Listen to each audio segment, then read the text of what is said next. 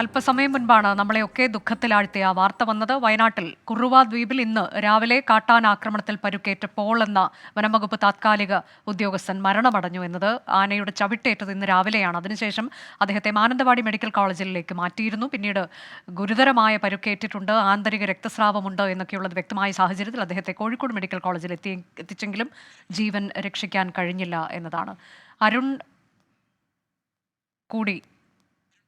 അരുൺ പാറയ്ക്കൽ കൂടിയുണ്ട് വിവരങ്ങളുമായി തത്സമയം. അരുൺ ഇപ്പോഴുള്ളത് ഈ ആനയുടെ ആക്രമണം നടന്ന സ്ഥലത്താണ് എന്നാണ് ഞാൻ മനസ്സിലാക്കുന്നത്.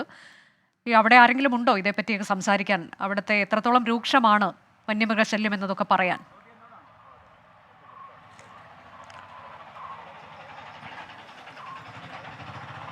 അനുജ, ഞാനിപ്പോൾ നിൽക്കുന്നത് കുറുവ ജംഗ്ഷനിലാണ്. ചെറിയമല കവല കുറുവ ജംഗ്ഷനിലാണ് ഞാനിപ്പോൾ നിൽക്കുന്നത്. ഈ ഭാഗത്താണ് അപ്പോൾ ഇന്ന് രാവിലെ ഇരുന്നത്. അതിനുശേഷം 5 ആനകളുള്ള കൂട്ടമാണ്, അതായത് നമുക്ക് ആ ദൃശ്യങ്ങളിൽ കാണാവുന്ന പോലെ ആ തൊട്ട് പുറകുവശത്തേക്കുള്ള 5 ആനകളുള്ള കൂട്ടം ഈ ഭാഗത്തേക്ക് ഓടിയെത്തുകയും തുടർന്ന് ഇപ്പോൾ ഈ ഭാഗത്ത് നിന്ന് രക്ഷപ്പെടാൻ ശ്രമിക്കുന്നതിനിടെയാണ് ഈ ആന ആക്രമിച്ചതെന്നാണ് പറയുന്നത്. ഇപ്പോൾ നമുക്കൊപ്പം ഫോറസ്റ്റിൻ്റെ വാച്ചർമാർ ചേരുന്നുണ്ട്. എന്താണ് സംഭവിച്ചത് ചേട്ടാ? എന്താണ് സംഭവിച്ചത് അദ്ദേഹം ഇവിടെ ഒറ്റയ്ക്ക് ഡ്യൂട്ടിയിലായിരുന്നു.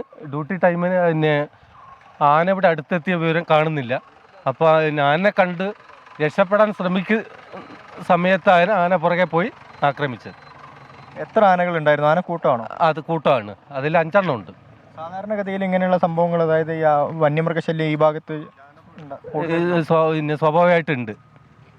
വന്യമൃഗശല്യം ഉണ്ട്. നമ്മൾ ഇവിടുത്തെ നാട്ടുകാർക്കൊക്കെ ശല്യം അനുഭവപ്പെടുന്നുണ്ട്.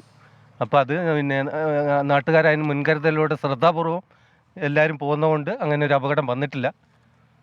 ഇന്നിപ്പോൾ എന്താണ് ഇങ്ങനെ സംഭവിക്കാനുള്ള കാരണം? ഈ ആന പ്രകോപിതനാവുക? അത് ആന ഇപ്പം മൊത്തത്തിൽ വയലൻ്റായി കിടക്കുകയാണ്.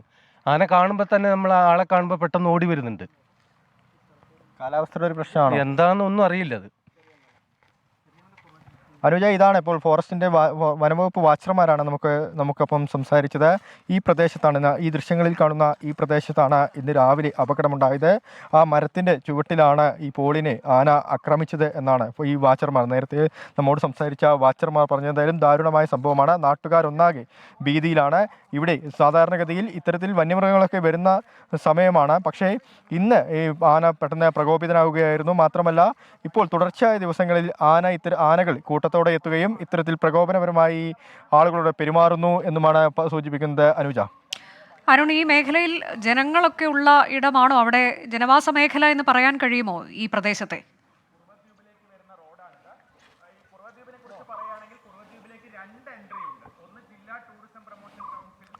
അനുജ, ഇത് കുറുവ ദ്വീപിലേക്ക് പോകുന്ന വഴിയാണ്. ഒരു വനമേഖലയാണ്, മൊത്തത്തിലുള്ള ഒരു വനമേഖലയാണ്. ഇവിടുന്ന് കുറുവ ദ്വീപിലേക്ക് കേവലം 650 മീറ്റർ മാത്രമാണ് ദൂരമുള്ളത്. മൊത്തത്തിലൊരു വനമേഖലയാണ്. പക്ഷേ ഫോറസ്റ്റ് വാച്ചർമാരുണ്ട്, അതുപോലെ തന്നെ ആദിവാസി കോളനികളുണ്ട്. ഈ പ്രദേശത്തൊക്കെ ആദിവാസി കോളനികളുണ്ട്.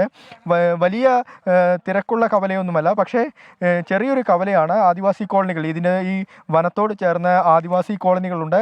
ഈ ആദിവാസി കോളനികളിലുള്ള ജനങ്ങൾക്ക് കൃത്യമായി ഈ ഭാഗത്തെ വന്യമൃഗങ്ങൾ വരുന്നത് അറിയാൻ കഴിയും. കാരണം അവർ സ്ഥിരമായി കാണുന്നൊരു കാര്യമാണ്. പക്ഷേ ഈ അടുത്ത കാലത്തായി ആനയും അതുപോലെ തന്നെ കടുവയുമൊക്കെ ഈ പ്രദേശത്തെ അക്രമകാരികളാകുന്നു എന്ന വിവരം അവർ നമ്മോട് പങ്കുവെക്കുന്നുണ്ട്. ഫോറസ്റ്റ് വാച്ചർമാർ ഉൾപ്പെടെ നേരത്തെ അതാണ് നമ്മളോട് സംസാരിച്ചത്. ഈ ആദിവാസി കോളനിയുള്ള പ്രദേശം മാത്രമാണ്, അല്ലാതെ വലിയ രീതിയിലുള്ള കാർഷിക മേഖലയൊന്നുമല്ല, വനമേഖലയാണ് അനുജ. അതാണ്, വനമേഖലയാണ്, ആദിവാസികൾ പാർക്കുന്ന ഇടമാണ്. ജനവാസ മേഖല എന്ന തരത്തിലേക്ക് നമുക്ക് പറയാൻ കഴിയില്ല. കൃഷിയൊന്നുമില്ല. പക്ഷേ അവിടെ ജോലി ചെയ്തിരുന്ന ആളെയാണ് ഇന്നിപ്പോൾ കാട്ടാന ആക്രമിച്ചത് എന്നുള്ളതാണ് ഏറ്റവും ദുഃഖകരം. അദ്ദേഹം ജോലി ചെയ്യുന്നതിന് വേണ്ടി പോകുമ്പോഴാണ് ചെറിയമല ജംഗ്ഷനിൽ വെച്ച് കാട്ടാനയുടെ മുന്നിൽപ്പെട്ടത്. അവിടെ നിന്ന് രക്ഷപ്പെടാൻ വേണ്ടി ഓടുകയായിരുന്നു. അപ്പോൾ നിലത്തേക്ക് വീഴുകയായിരുന്നു. പിന്നീട് കാട്ടാനയുടെ ചവിട്ടേറ്റാണ് ഗുരുതര പരുക്കേറ്റത്.